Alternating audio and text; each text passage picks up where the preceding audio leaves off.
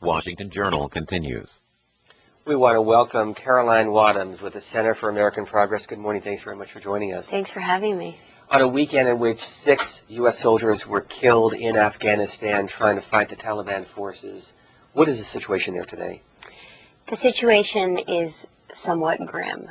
The security has deteriorated dramatically in Afghanistan since about 2005. 2007 is the deadliest year on record since the U.S.-led invasion in 2001. And you're calling it the Forgotten Front. Why? We're calling it the Forgotten Front because basically we believe, here's the report, we believe that despite the importance of this mission and the deteriorating situation and the fact that the mission is under threat, nobody is really paying attention to it. Everybody in this country has largely been focused on the war in Iraq, and this other major U.S. national security priority is under siege. And we want to get attention back to this important issue. Well, let's deal with some of the basics. First of all, when did U.S. troops move into Afghanistan? How many are there today? And how long do you think we will be there? U.S. troops went in October 2001 to oust the Taliban and al-Qaeda. Remember, in 2001, the Taliban was the government in Afghanistan that harbored Osama bin Laden and al-Qaeda, who obviously, as everybody knows, organized the September 11th attacks. So the U.S. Went in there in October 2001 and quickly got rid of them. There are now about 25,000 U.S. troops, but there's also a NATO ISAF force there. So the U.S. troops fall under two military commands, Operation Enduring Freedom and the NATO ISAF mission. Overall, there are about 50,000 international troops, 25,000 of which are American. President Karzai is viewed as a U.S. ally. How firmly is he in control of his country? He doesn't have a ton of control outside of the capital, Kabul. President Karzai has limited control, and he has struggled to exert authority without a sufficient security presence, with now an increasingly corrupt government. The United States has heavily relied on President Karzai, and one of the recommendations in our report is that the U.S.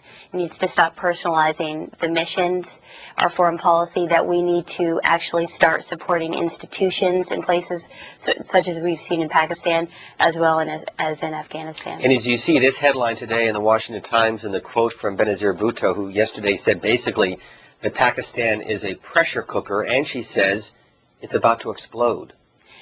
I think the situation in Pakistan is very bad. I do not think at this point we're about to see civil war, but I think that there is a growing problem of extremism in Pakistan, and I don't think Musharraf's recent step has helped that. He has basically said that he's going after that he's created this state of emergency to deal with growing extremism in his country.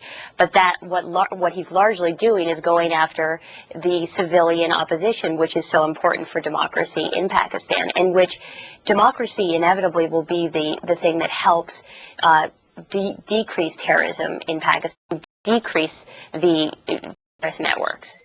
But if you look just along the Pakistan-Afghan border, yes. And we've seen some of this, the reporting over the weekend. In your mind, how unstable is it and how dangerous is it, not only for U.S. troops, but also for the region overall? It's incredibly dangerous. There are safe havens for both the Taliban-led insurgency and al-Qaeda in these borderlands. They are launching attacks into Afghanistan. They're also beginning to launch attacks throughout Pakistan. That extremism is growing throughout Pakistan, and threatens the central government of Pakistan. Furthermore, those havens are places where terrorists have been training to conduct attacks elsewhere around the world.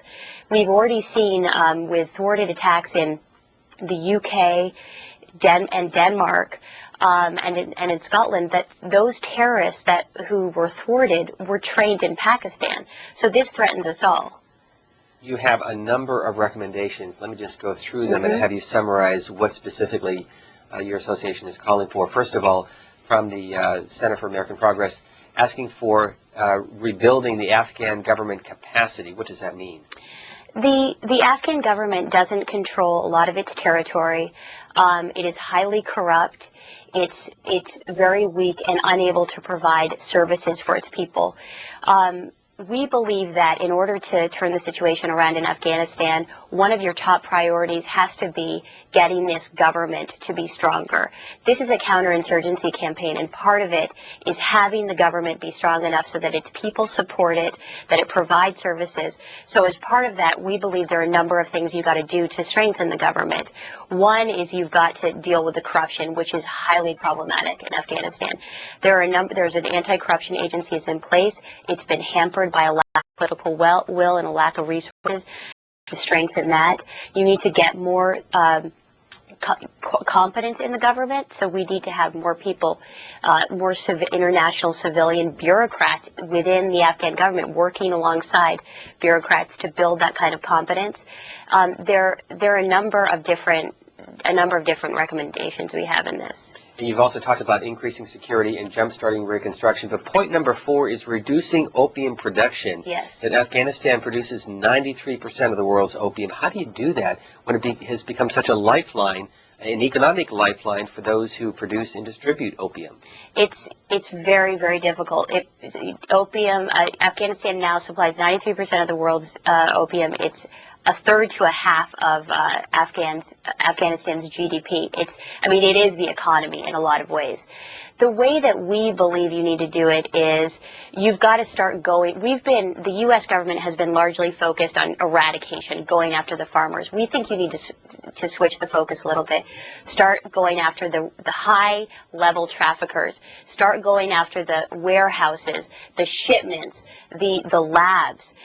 We've been focused too heavily on the most vulnerable people in the Afghan situation, and we need to start redirecting. There are believed to be about 35 key people that are involved in the drug trade. We need to start going after these people, even though a lot of them are either in government in Afghanistan or connected to the politically powerful. And as we said to you at the top of this program, that 6 U.S. soldiers killed over the weekend in Afghanistan trying to fight the Taliban forces. And on Friday, the Associated Press reporting another number of casualties, 59 Afghan children killed in what was described as a mortar attack. Another 100 were wounded, 5 teachers killed as well. That attack that took place Friday. First is Orlando, Florida, for Caroline Wadhams. Good morning. Yes, is this me, Emmett? Yes, good morning, caller. Yes. I just wanted to comment on her, and she kind of stated what I wanted to comment on. That it looks like America seemed to personalize their policy to one person, one particular regime. We claim to be a democracy. We have to go with whatever the people want. It's just like in the Middle East over there in Pakistan. Those people voted for a government that was anti-American. That's democracy. We have to go with whatever the people want.